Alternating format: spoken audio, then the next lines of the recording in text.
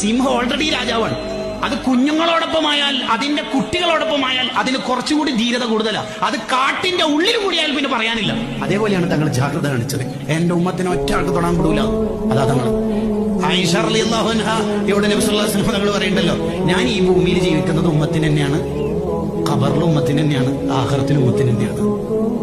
ഇപ്പൊ നമ്മൾ എന്തെങ്കിലും നന്മ ചെയ്യുന്ന കണ്ടാല് തങ്ങൾ എന്താ ഖബറിന്ന് ചെയ്യല്? ഹദീസിലുണ്ട്, അൽഹംദുലില്ലാഹ് ആ മക്കൾ അങ്ങനെ ഒരുമിച്ച് കൂടി ചൊല്ലുന്നുണ്ട്. ഇനി നമ്മൾ എന്തെങ്കിലും മൊബൈലിലോ ഹറാമാറ്റും ചെയ്യുന്നുണ്ടല്ലോ, ലാനത്തെയ്യോ ശപിക്കോ? ഇല്ല, പുറത്തു കൊടുക്കണം. പാവ പുറത്തു കൊടുക്കണം. ഞാൻ ഇത്രയും പഠിപ്പിച്ചിട്ടും അവരങ്ങനെ ചെയ്യുന്നു എന്ന് ശപിക്കൂല. തങ്ങള് പുറത്തു കൊടുക്കണം. പാവങ്ങളാണ് അവര്.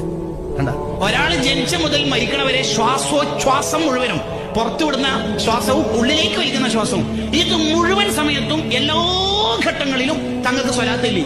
എന്നാലും തീരൂല മോനെ കടപ്പാട്. അവിടത്തോടുള്ള കടപ്പാട് എപ്പം തീരാനാ? എപ്പാ തീരുക?